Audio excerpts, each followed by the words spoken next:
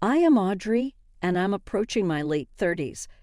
While my friends were getting married and starting families one by one, I remained single after breaking up with my college boyfriend. Despite my best efforts, I couldn't find a suitable partner, and I couldn't help but envy my friends who were happily married. During our girls' night out, my married friends often advised me to save money for myself while I was still single. They suggested having a separate savings account as a safety net, no matter what happened in the future. Although I didn't fully grasp the significance of this advice as a single woman, I diligently saved money and invested in stocks, building my financial security. Eventually, I decided it was time to settle down. Gabrielle, who worked in sales for one of my business partners, and I had developed a close relationship through casual conversations. It didn't take long for us to decide to get married. My married life with him started peacefully, and I felt secure in his presence.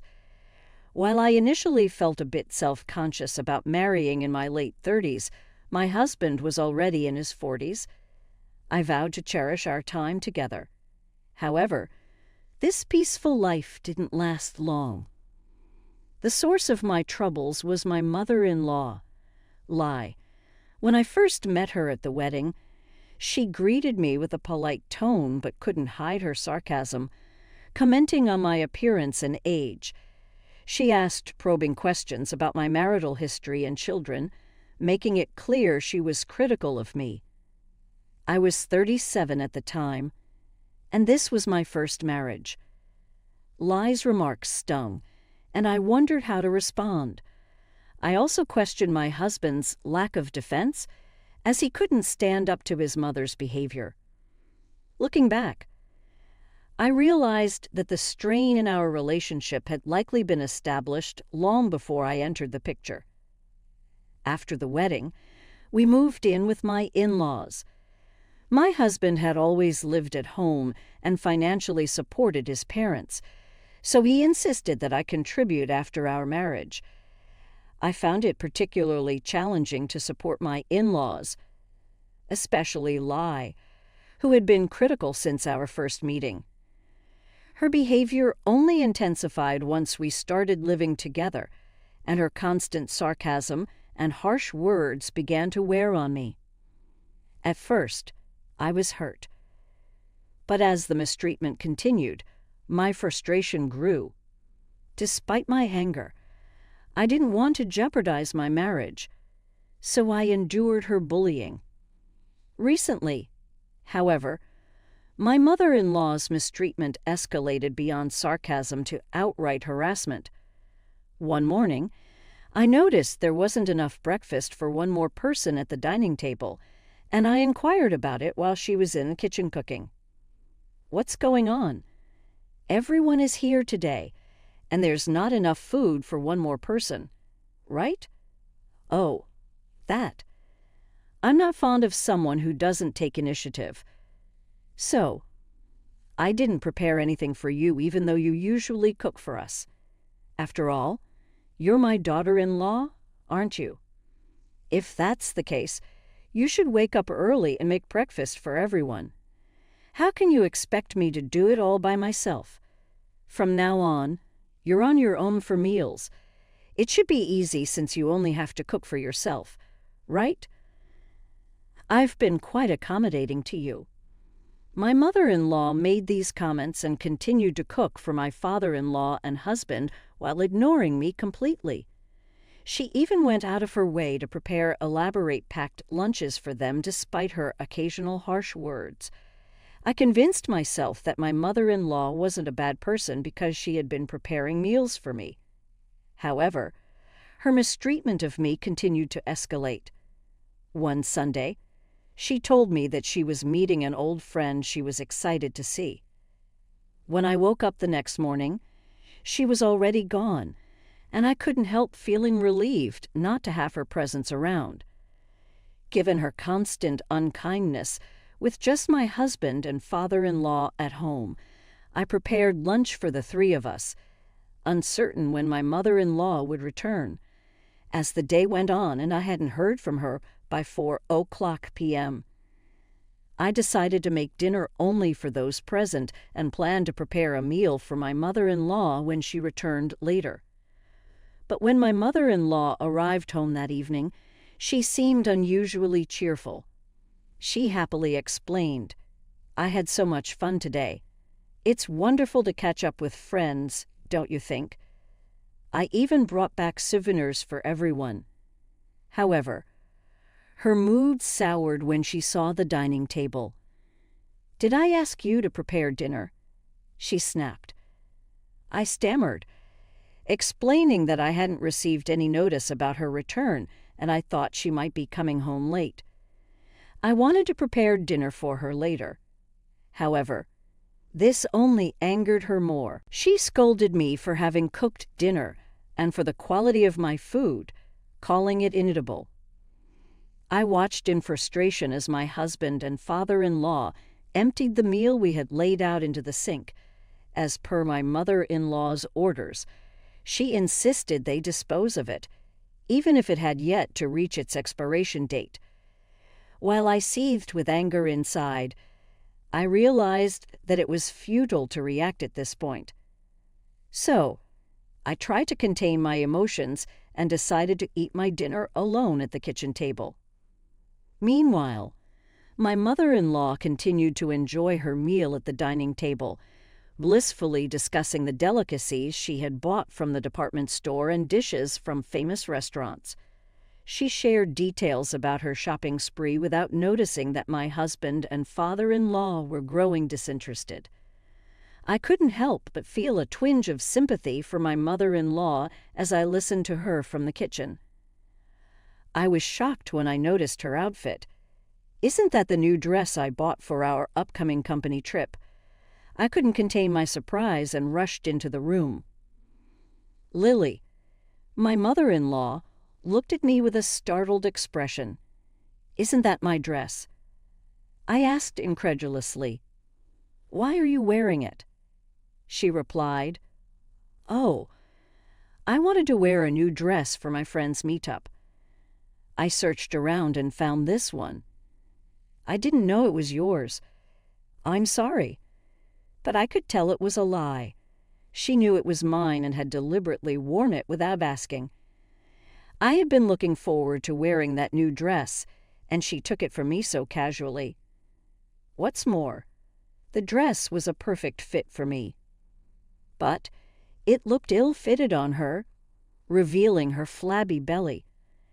It seemed like she was the type of person who didn't care much about what she wore, as long as she could wear it. I didn't know how others perceived her outside the house, but I couldn't forgive her for ruining my new dress. To make matters worse, the bag she was carrying was also mine. She used it to bring back souvenirs, and it was a branded bag I had cherished. How could she use someone else's property without permission? Did she have no common sense? "Was this bag yours too?" she asked. And when I confirmed it was, she said, "I see." I'm sorry. My anger toward my mother-in-law had already reached its peak. This wasn't the first time she had taken my personal belongings without permission. She had previously taken my watch, a gift from my mother, and even traveled with my father-in-law using a ticket I had intended to give to my parents as a present. There were numerous other incidents, and as I recalled them, I started to feel like I couldn't hold back any longer. I had tried to keep quiet and avoid causing trouble in our family, but now I had no choice but to confront her. "Aren't you being a bit too audacious today?" she remarked. "You're just living here, eating on our dime. So don't make a fuss when I borrow something from you. If you have a problem with me, you can leave any time you want." Those words were the breaking point for me. Yes, next week I'll get everything done. By next week, I decided. I took a long bath that day, cleansing myself both physically and mentally.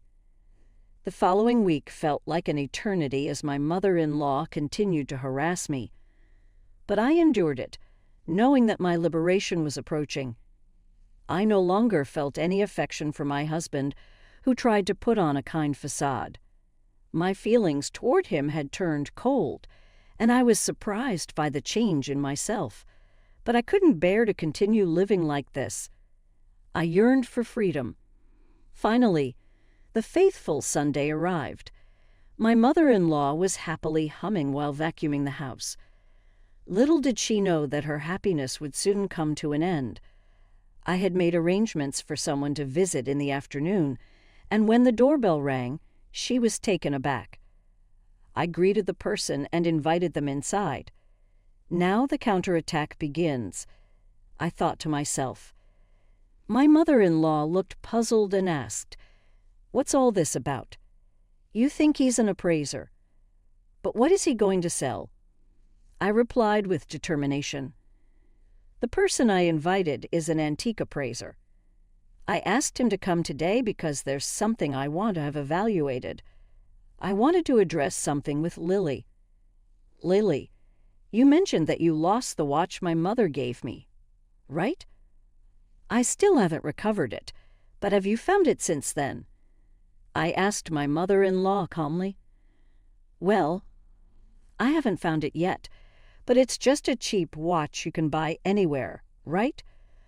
Why don't you simply purchase the same one again?" My mother-in-law remained nonchalant. However, that watch held great sentimental value. It was a memento from my grandmother and a luxury branded watch worth over $300,000. It was a limited edition from my grandmother's era and couldn't be replaced. My mother-in-law's face paled upon hearing this.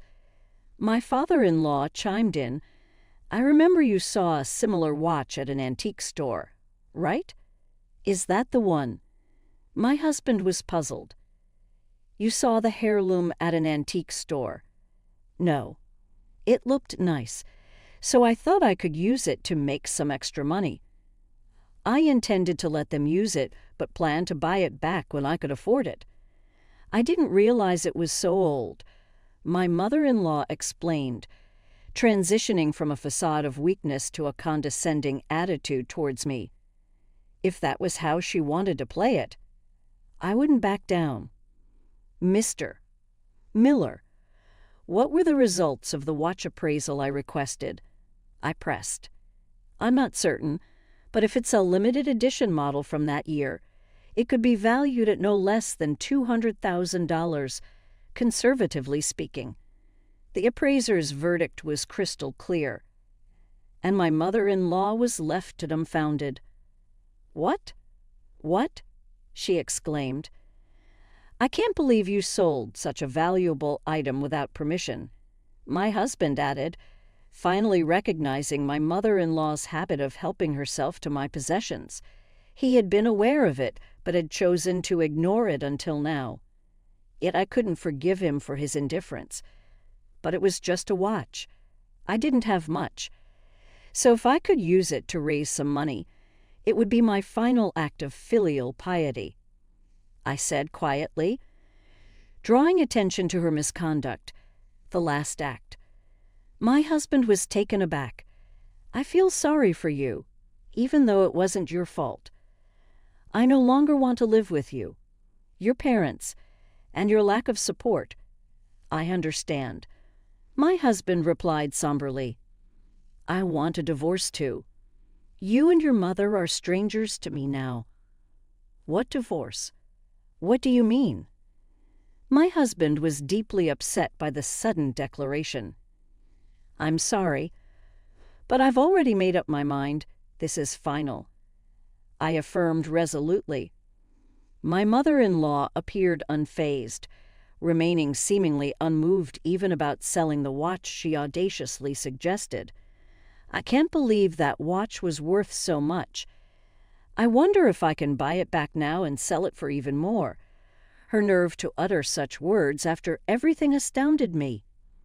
"You mentioned wanting a divorce, right? In that case, could you provide us with more money for covering your living expenses? We've been taking care of you all this time," she continued. "Sure. No problem. Can I send it via check? How much do you need? I responded promptly. My mother-in-law was taken aback by my willingness to comply. A check. I don't care. How much is it? Assets. Where did you suddenly get all these assets? She inquired. That's not your concern. Thank you for your assistance. Goodbye, I declared. And with that, the appraiser and I promptly exited the house. I knew I would never step foot in that house again, and I felt a renewed sense of liberation. In the weeks since deciding to divorce, I had meticulously organized my personal belongings, as a friend can advise. Long ago, I had over $300,000 in assets from savings and stock investments, solely in my name, established before I got married. While common property is typically divided with the husband in a divorce, these assets would be handled differently.